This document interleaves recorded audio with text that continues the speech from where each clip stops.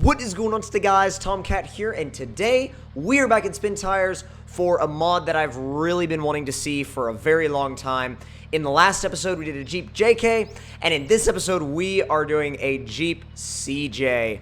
Now, the CJ, I love CJs. I absolutely adore CJs. There are a couple of irregularities on this particular one. I'm not sure about the way they've done, like... For example, I'm not quite sure about the way they've done the taillights. I feel like there could be a little bit... They could change things a little bit more to make it a little bit more authentic as a CJ, but still, I mean, it's awesome. I've wanted a CJ for a long time in Spin Tires, and to see, like, especially with these, like, with these really nice fenders, I mean, you can see, like, the headers are exposed. It's just like, oh, dude, it's so awesome. Now, there are no options for wheels, tires, customization, anything of that sort. But honestly, that's kind of okay, because let me actually see if... Yes, there is an interior cam. Oh, yes. Now, the interior cam is kind of right in the middle of the Jeep, which I'm honestly not really going to spend much time there. So I'm going to drive it in third person mostly. But honestly, I have this real, kind of like just a love for CJs. I don't know why. I just love... like Jeep CJs, the CJ5s and the CJ7s. There's just something about CJs that, to me, it's very, like, a CJ is a very minimalistic kind of thing. It's a very minimalistic off-roader. There's nothing on a CJ that you don't need. The dashboard is the weird thing, though, is that the dashboard in this one is not really a CJ dashboard. That dashboard, that's a YJ dashboard. Honestly, it looks like a YJ dashboard. The front end is full CJ. But the interior, it's weird. Like, the interior is very YJ, and the tail lights are kind of YJ/TJ. So, I don't know.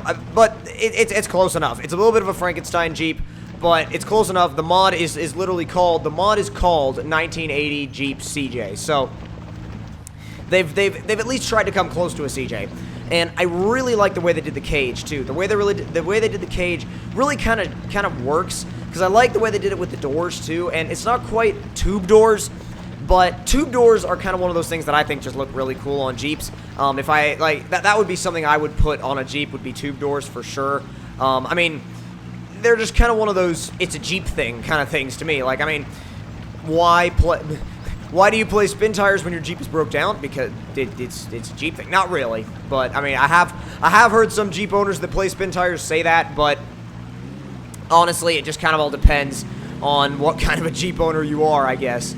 And I think when it comes down to Jeeps, I really do like these older Jeeps again, because they're so, like, it's just you and the Jeep. I mean, really, it's just you and the Jeep.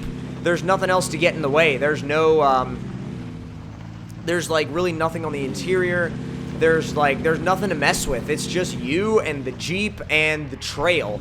And, I mean, really, when it comes down to Jeep trails, any trail can be a Jeep trail if you have the balls to Jeep it. So, I mean, that's what it comes down to when it comes down to Jeep trails.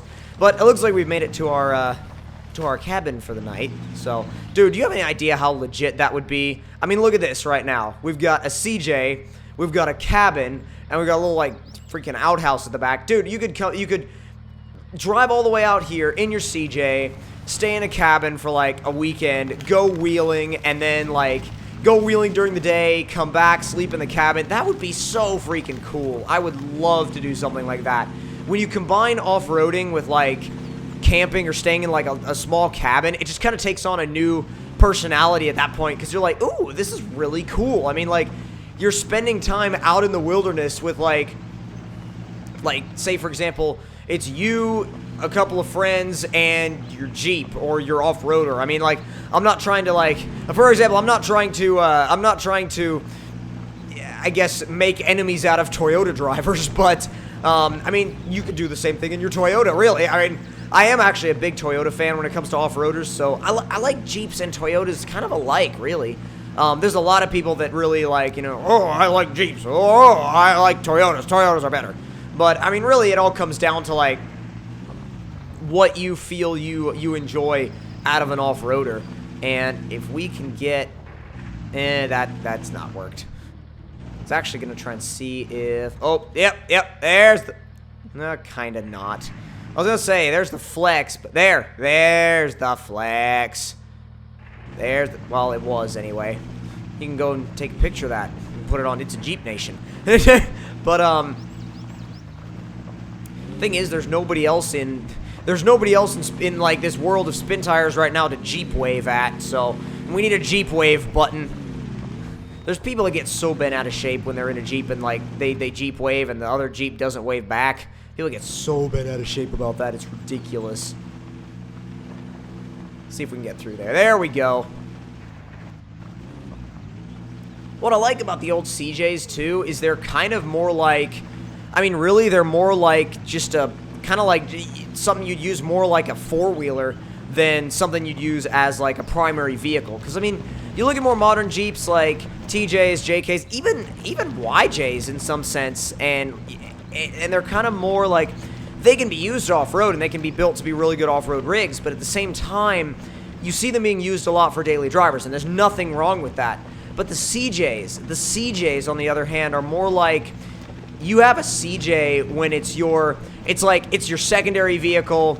It's something you take to literally just, you know, play out in the woods with, you know, in the mud, out on the rocks, whatever you've built it for, out on the trails. And it's like, that's what it's for. And that's kind of the magic of a CJ to me, is because it's really, that's what it's built to do. That's what it's supposed to be.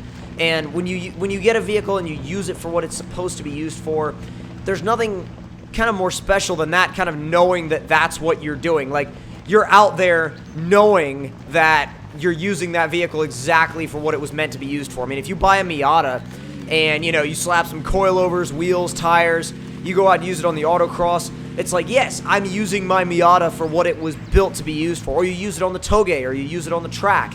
Or if you buy a Jeep and you go and use it out on the trails, you know, you buy a Land Cruiser or a 4Runner, you go and use it out on the trails, you're like, yes, that's what this was built for. I mean, you buy a truck and you haul things with it, you tow things with it, and there's kind of just like a real sense of, there's kind of a sense of pride almost in using your vehicle for the exact thing it was built to be used for. I don't know, maybe it's different for other people than it is for me. I feel like there's just some kind of, there's something special to that, and I like to see vehicles being used for what they were built to be used for, instead of like, you know, instead of like, I built a Jeep and I only take it to Jeep shows, or like, I built a race car and I only take it to car shows. Nothing wrong with show cars. I'm not trying to diss on show cars. I'm really not. I know it might sound like that, but I'm really not. There's a lot of show cars that I actually really like.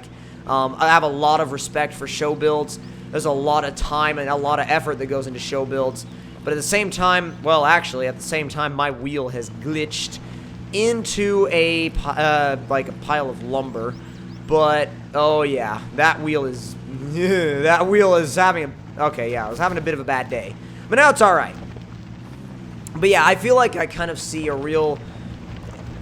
there's really something special in taking your vehicle and using it for what it was really meant to be used for.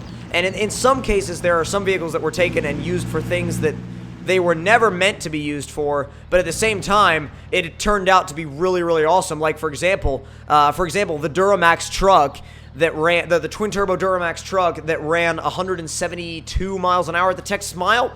I mean, a Duramax was never meant to do that, but but they've proven that it can, and that's even more special. But if you guys enjoyed this episode of Spin Tires, then don't forget to leave me a like. Tell me in the comment section down what you guys thought of it. And if you guys would like me to do kind of an adventure with this CJ, I'll see if I can find maybe a mod map to do it with.